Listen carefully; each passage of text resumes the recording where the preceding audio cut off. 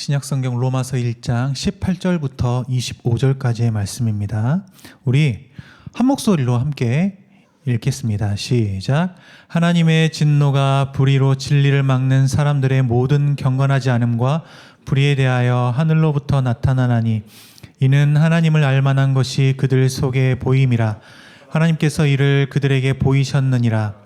창세로부터 그의 보이지 아니하는 것들 곧 그의 영원하신 능력과 신성이 그가 만드신 만물에 분명히 보여 알려졌나니 그러므로 그들이 핑계하지 못할지니라.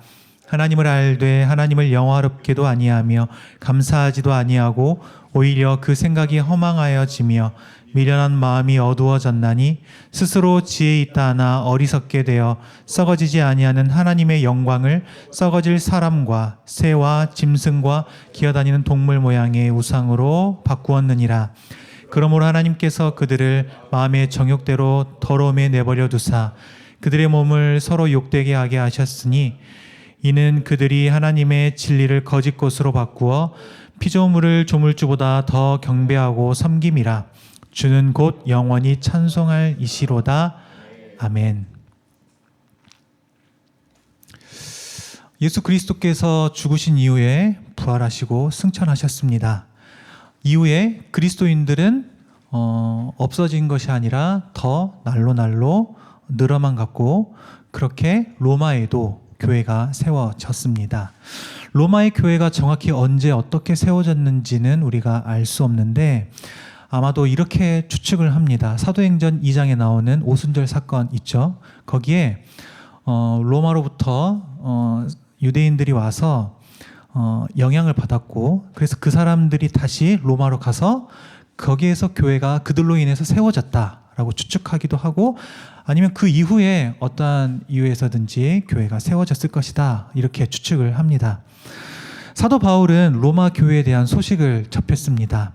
3차 전도 여행을 하던 중에 고린도라는 지역에서 로마에 편지를 쓰는데 이 편지가 바로 로마서입니다. 사실 사도 바울은 그들에게 직접 가서 만나고 복음을 전하고 싶었어요. 그런데 하나님의 때가 아직 이르지 않아서 먼저 이 편지를 로마서를 보내게 된 겁니다. 이 로마서의 핵심 내용이 바로 로마서 1장 17절 말씀입니다. 복음에는 하나님의 의가 나타나서 믿음으로 믿음에 이르게 하나니 기록된 바 오직 의인은 믿음으로 말미암아 살리라 함과 같으니라. 아멘. 복음에는 하나님의 의가 나타나서 라고 할 때 복음이라고 하는 것은 그리스어로 유앙겔리온이란 단어예요. 이게 무슨 의미냐면 좋은 소식, 복된 소식이라는 뜻입니다. 이것을 우리말로 복음이라고 해놨습니다.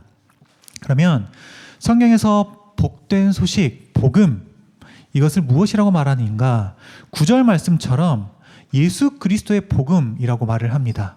복음을 말할 때 예수 그리스도의 복음이라고 말해요. 그러니까 이 복음이라고 하는 것은 예수 그리스도를 빼놓고는 설명할 수가 없습니다. 하나님께서 죄인된 인간을 구원하시기 위해서 예수 그리스도를 이 땅 가운데 보내셨고 예수 그리스도께서 우리의 죄를 짊어지시고 십자가에서 죽으셨고 부활하심으로 우리 가운데에 영원한 생명을 주셨다. 이게 그리스도의 복음입니다. 이게 복음입니다. 여러분 왜 이것이 복된 소식입니까? 우리는 스스로 죄와 사망의 문제를 해결할 수 없지만 하나님께서 예수 그리스도를 통해서 이 문제를 해결해 주셨기 때문에 이게 우리에게는 복된 소식인 겁니다. 하나님은 죄인을 의롭게 하시는데 믿음, 즉 예수 그리스도를 믿는 믿음을 통해서 의롭게 하십니다. 사실은 우리가 의롭지 않아요. 의롭지 않지만 예수 그리스도를 믿으면 그러면 의롭다고 칭해 주십니다. 이거를 칭의라고 합니다. 로마서가 이 내용을 중심으로 해서 다음과 같은 내용들로 쭉 구성되어 있습니다. 모든 인간은 죄인이다. 그런데 의롭게 될 수 있으니 오직 믿음으로 인해서 의롭게 된다. 믿음으로 의롭게 됐다고 하는 것은 구원받았다라는 것을 말하는 것이고 구원받은 자들의 삶은 어떠해야 하는지 복음에 합당한 삶을 어떻게 살아야 하는지 이것을 기록한 것이 로마서입니다. 오늘 본문은 이런 내용들 중에서 처음 부분에 해당하는 내용입니다. 즉 모든 인간은 죄인이다 라는 것을 지금 로마서에서 이야기를 하는 중에 있고, 특별히 모든 사람이 죄인이라고 하는데 오늘 본문은 이방인을 관련해서 죄인이다 라는 것을 말하는 부분에 해당됩니다. 여기서 이방인은 이방인 그리스도인을 가리켜서 말하는 것이 아니라 비그리스도인 이방인을 가리켜서 죄인이다라는 것을 사도 바울이 말하고 있는 내용인 겁니다. 그러니까 예수 그리스도를 믿지 않는 사람들, 그 사람들이 죄인이다라고 하는 것을 오늘 본문에서 지금 이야기했고, 오늘 우리가 함께 읽은 내용이 바로 그 내용입니다. 오늘 우리가 이 본문을 살펴보고 이 말씀이 예수 그리스도를 믿는 우리에게는 그러면 무엇을 말씀하시는가 함께 생각을 해보면 좋을 것 같습니다. 19세기에 네덜란드에서 태어나서 미국 필라델피아 웨스트민스터 신학교에서 교수를 지내셨던 분이 있습니다. 코넬리우스 반틸이라고 우리 목사님들은 아마 아실 겁니다. 코넬리우스 반틸이라는 이 신학교 교수는 변증학이라는 책을 썼습니다. 기독교에 관해서 변증을 하는 책인데요. 제가 신학교에서 이 변증학에 대해서 배울 때 반틸의 책의 그 내용을 가지고 이런 내용을 배운 기억이 있습니다. 누군가가 하나님의 존재를 부인할 때, 누군가가 하나님의 존재를 부인할 때조차 하나님의 존재를 전제하고 있다. 반틸의 말입니다. 하나님의 존재를 부인할 때조차 하나님의 존재를 전제하고 있다. 이것을 설명하기 위해서 반틸은 자신이 목격한 한 장면을 떠올립니다. 기차에서 한 여자아이가 화가 나서 아빠의 뺨을 힘껏 때리는데 아빠가 그 딸을 그대로 둡니다. 심지어 아빠는 딸이 그렇게 화내고 뺨을 때리는 동안에도 그 자신의 무릎에 앉히고 그 아이를 붙잡고 있었습니다. 죄인이 바로 이와 같다, 반틸은 말을 합니다. 하나님이 죄인을 붙들고 있지 않다고 하면 죄인은 결코 하나님께 대하여 반박조차 할 수 없다. 하나님께서 그 죄인을 붙들고 있기 때문에 그 죄인이 하나님께 반박할 수 있다. 이렇게 말을 하는 거죠. 여러분, 하나님께서 이 세상을 창조하셨습니다. 그러니까 창조된 세계에서 우리는 하나님을 발견합니다. 오늘 본문에서 말씀합니다. 19절, 20절 제가 읽어드릴게요. 이는 하나님을 알만한 것이 그들 속에 보임이라. 하나님께서 이를 그들에게 보이셨느니라. 창세로부터 그의 보이지 아니하는 것들 곧 그의 영원하신 능력과 신성이 그가 만드신 만물에 분명히 보여 알려졌나니 그러므로 그들이 핑계하지 못할지니라. 제가 좀 전에 말씀드렸지만 지금 이 본문은 하나님을 믿는 그리스도인들을 가리키는 것이 아니라 비그리스도인들을 가리키는 것이라고 말을 했습니다. 하나님을 믿지 않는데, 비그리스도인들 하나님을 믿지 않는데 한번 보라는 거예요. 창세로부터 하나님의 영원하신 능력과 신성이 하나님께서 창조하신 이 만물에 분명히 보여져 알려졌다는 겁니다. 하나님을 알만한 것이 그들 속에 보이고 하나님께서 그들에게 나타나 보이셨다, 이렇게 말씀을 하는 겁니다. 과학자들 중에도 그렇습니다.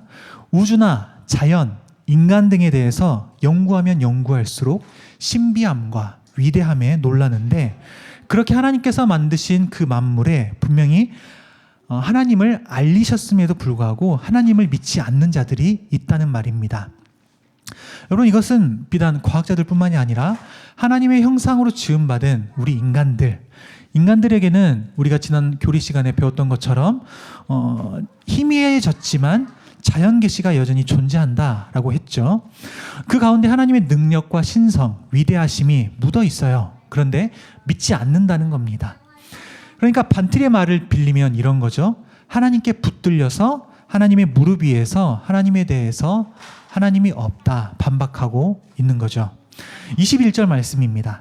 하나님을 알되 하나님을 영화롭게도 아니하며 감사하지도 아니하고 오히려 그 생각이 허망하여지며 미련한 마음이 어두워졌나니. 여기서 하나님을 안다고 할 때 그리스도인으로서 하나님을 안다고 말하는 것이 아니겠죠. 비그리스도인을 지금 가리키는 말이라고 했으니까 만물을 통해서 하나님의 능력과 신성이 알려졌고 그렇게 하나님께서 창조하신 것들을 통해서 하나님을 믿지 않는 비그리스도인들에게 하나님을 알만한 것들이 보인다는 거예요. 그래서 21절 말씀에서 비그리스도인들을 가리키는 말씀인데도 하나님을 알되 라고 시작하고 있는 겁니다. 하나님을 알되. 그럼 여기서 하나님을 안다라고 하는 것은 그러면 무슨 말일까? 복음이 없어도 만물을 통해서 하나님의 능력과 신성, 그 위대하심을 우리가 알 수 있는 걸까? 그로 인해서 하나님을 우리가 알 수 있다라고 지금 말하는 걸까? 그렇게 하면 복음이 없어도 우리가 세상 만물을 잘 관찰하기만 하면 하나님을 알 수 있게 되는 것 아니겠습니까? 여기서 하나님을 알되, 비그리스도인들을 말하면서 하나님을 알되라고 하는 이 말은 무슨 말이냐면 하나님에 대한 피상적인 인식을 말합니다. 하나님에 대한 피상적 인식. 그러니까 피상적이란 게 뭐냐면 겉으로 드러나는 현상이나 단편적인 정보에만 관심을 가지고 본질적인 의미나 깊은 이해를 하지 못하는 것. 이게 피상적인 인식입니다. 세상 만물을 통해서 하나님이 분명히 보여 알게 되었는데 거기에서 안다, 알되라고 하는 그 알미라고 하는 것은 단순히 피상적인 인식에 불과한 알미라는 거예요. 그러니까 하나님에 대한 올바른 인식에까지 이르지 못하는 인식입니다. 다시 말하면 결함이 있는 인식이에요. 왜 이런 결함이 있을까? 왜냐하면 죄 때문입니다. 죄가 들어옴으로 인해서 인간에게는 이 인식에 결함이 생기게 됐습니다. 세상 만물에 드러난 신성과 능력을 통해서 하나님을 경배하고 영화롭게 해야 함에도 불구하고 인간은 죄 때문에 그와 같이 하지 못한다라는 말씀이에요. 그렇기 때문에 하나님을 영화롭게도 하지 아니하고 감사하지도 아니하고 오히려 생각이 허망하여져서 미련한 마음에 어두워지게 됐어요. 스스로 지혜 있다고 생각하지만 너무나 어리석은 겁니다. 그래서 썩어지지 아니하는 하나님을 썩어질 사람과 새와 짐승과 기어다니는 동물 모양의 우상으로 바꾸기까지 하는 겁니다. 나아가 25절 말씀에서 그것들을 조물주보다 더 경배하고 섬긴다 이렇게 말씀합니다. 간단히 정리해 볼게요. 이런 겁니다. 모든 사람들은 하나님의 능력과 신성으로 창조된 이 만물을 통해서 하나님을 원래는 인식할 수 있게 되었습니다. 그런데 죄로 인해서 그 인식 가운데 결함이 생기게 됐습니다. 그래서 사실은 이 창조된 만물을 보고 하나님을 영화롭게 하고 감사해야 하는데 하나님이 아닌 그 인식의 결함으로 인해서 하나님을 영화롭게 하고 감사하는 것이 아니라 하나님이 아닌 피조물을 경배하고 섬기게 됐다라는 겁니다. 이게 누구에게 해당하는 말씀이에요? 비그리스도인들, 하나님을 믿지 않는 사람들에게 해당하는 말씀입니다. 죄로 인해서 인식의 결함이 생긴 사람들, 그리고 여전히 그리스도를 믿지 않기 때문에 그 인식의 결함 속에서 세상 만물을 통해서 하나님을 올바로 인식하지 못하고 이 세상을 오히려 하나님으로 대체해버리는 이 사람들, 비그리스도인들, 이 죄인들을 가리키는 말씀이다. 그러면 이 말씀이 비그리스도인들을 가리키는 말씀이기 때문에 오늘날 그리스도를 믿는 우리에게 아무런 상관이 없는 말씀일까? 그러면 그렇다고 하면 이 말씀을 빼도 상관없잖아요. 그런데 그렇지 않기 때문에 이 말씀이 여전히 우리 가운데 있겠죠. 저는 이 비그리스도인들에게 하는 이 말씀이 왠지 더더욱 그리스도를 믿는 우리에게 더 강하게 메시지를 주는 것 같다는 생각을 좀 해봤어요. 여러분, 우리가 원래는 죄로 인해서 하나님과의 관계가 끊어졌고 하나님을 알 수 있는 존재가 아니었습니다. 본래 우리는 죄인이고 하나님의 은혜가 아니면 우리는 여전히 죄인으로서 하나님을 알 수 없는 존재인 거죠. 하나님은 선하십니다. 죄가 없으십니다. 그렇기 때문에 죄인된 인간은 선이 아닌 악에 속한 인간은 하나님께 다다를 수가 없고 하나님을 알 수도 없고 하나님을 알 길 전혀 없는 존재였고 그게 우리였습니다. 그런데 하나님이 지금 그리스도를 믿는 우리를 사랑하셔서 하나님은 우리와의 관계를 회복시키셨고 인격적인 관계를 맺으셨습니다. 예수 그리스도께서 우리의 죄를 짊어지시고 십자가에 달려 죽으셨고 3일 만에 부활하셔서 그를 믿는 모든 자는 죄와 사망을 이기신 그 예수님 때문에 죄와 사망의 문제를 해결받게 됐습니다. 이것은 단순히 우리가 구원받았다라는 것만을 말하는 것이 아니라 하나님과의 관계가 회복됐다는 것을 말합니다. 하나님과의 인격적인 관계 속에 우리가 있다라는 것을 말하는 겁니다. 이 말은 바꿔 말하면 우리는 이제 하나님을 아는 존재가 됐다라는 말입니다. 피상적으로 하나님을 아는 것이 아니라 인식의 결함, 죄 때문에 인식의 결함이 생긴 그 인식의 결함이 이제는 예수 그리스도를 믿음으로 인해서 죄가 해결되고 그렇기 때문에 하나님을 알게 됐다라는 겁니다. 그래서 비그리스도인들과는 본질적으로 하나님을 알매 있어서 큰 차이가 있습니다. 여전히 우리는 죄를 짓고 살아가는 인간이지만 그럼에도 우리는 죄인이고 그럼에도 예수 그리스도를 믿음으로 인해서 하나님은 죄인된 우리를 의인이라고 칭해 주십니다. 그러니 죄의 종이었던 우리가 이제는 하나님의 종이 되었고 죄를 섬기던 우리가 이제는 하나님을 섬기게 되었습니다. 죄밖에 몰랐던 우리가 이제는 하나님을 알게 되었습니다. 비그리스도인들은 세상 만물을 볼 때 죄로 인해서 하나님을 인식할 수 없지만 그리스도인이 된 우리는 세상 만물을 보며 하나님을 인식할 수 있습니다. 독일의 종교개혁자 마틴 루터가 이렇게 말을 합니다. 하나님은 성경에 복음을 기록하신 것이 아니라 성경에만 복음을 기록하신 것이 아니라 나무들과 꽃들과 구름들과 별과 해와 달에게도 기록하셨다. 모든 자연 만물이 하나님의 창조물이며 그 자연 가운데에 하나님께서 하나님을 드러내 보이신다라는 말이죠. 지난주에 제가 우리 딸 설이랑 아침 산책을 했습니다.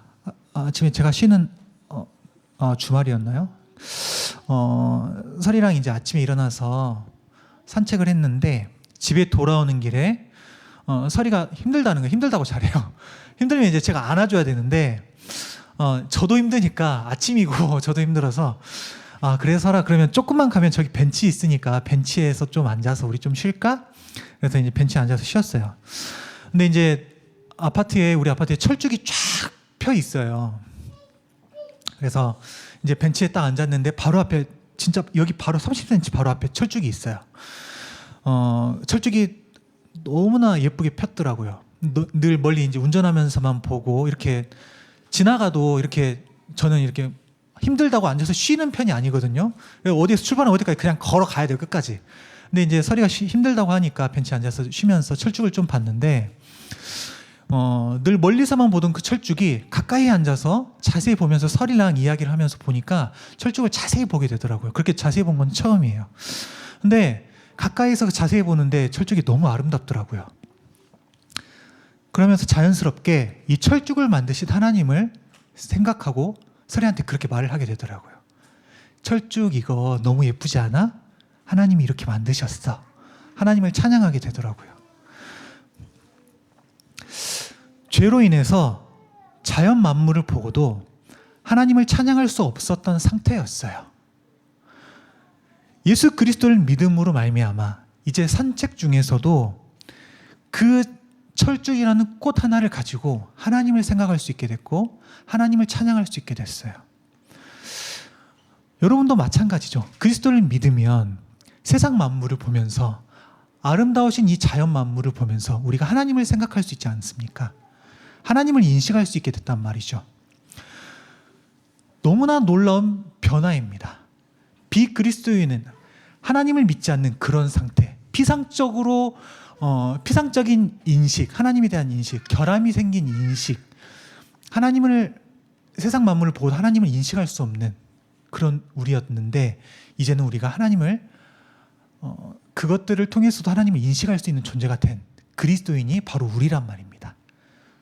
얼마나 감사합니까?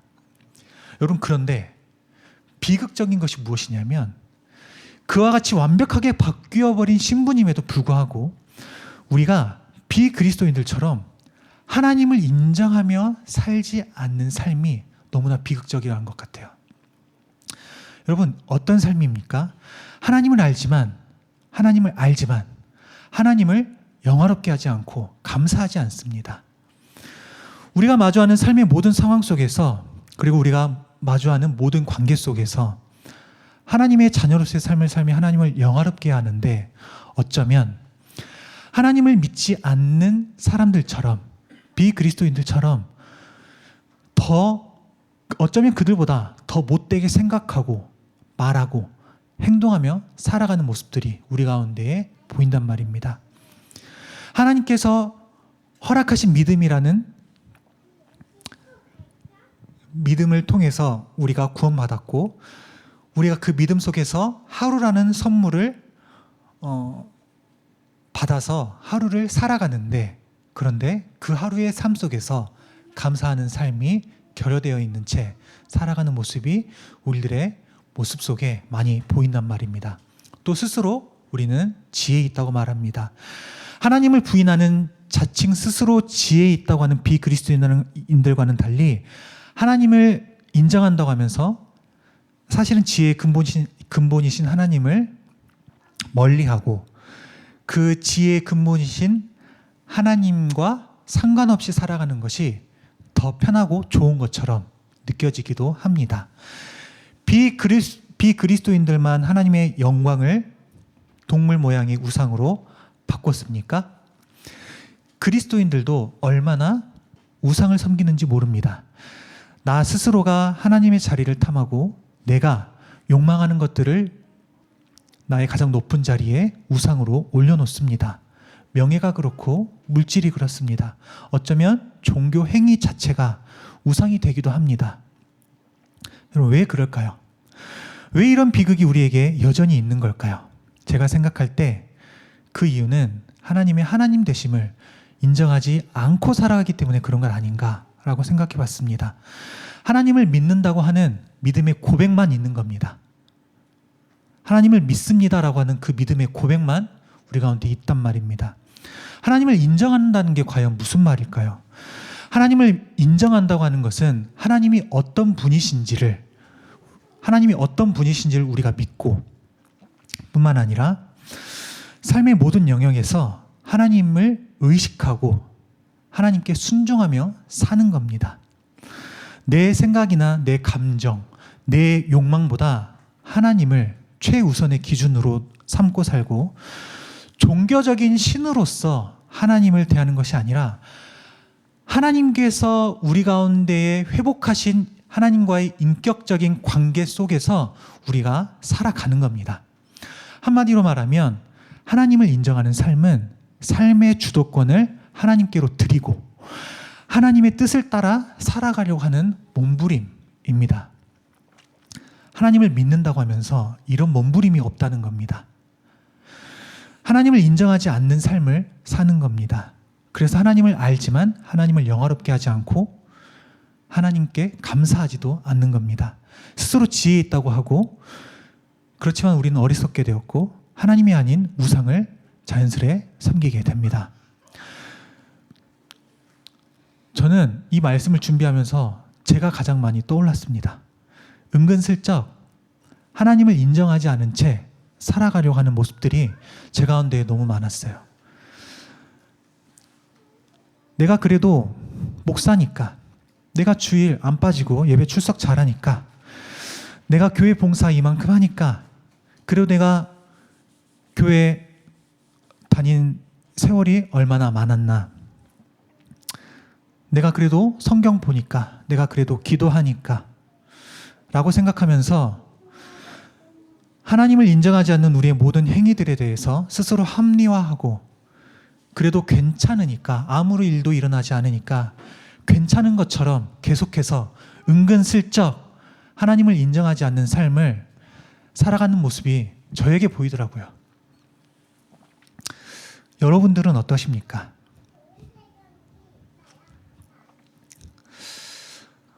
여러분, 제가 말하고 싶은 건 우리들의 삶이 완벽해야 한다라는 것을 말하고 있는 게 아닙니다.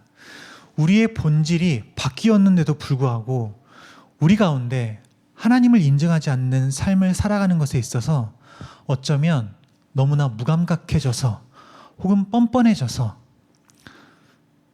그냥 하나님을 인정하지 않고 그냥 그렇게 살아가는 모습들이 은근슬쩍 하나님을 인정하지 않은 채 살아가는 모습들이 우리 가운데 있지 않는가 한번 우리가 우리의 삶을 점검하고 되돌아보자는 말입니다.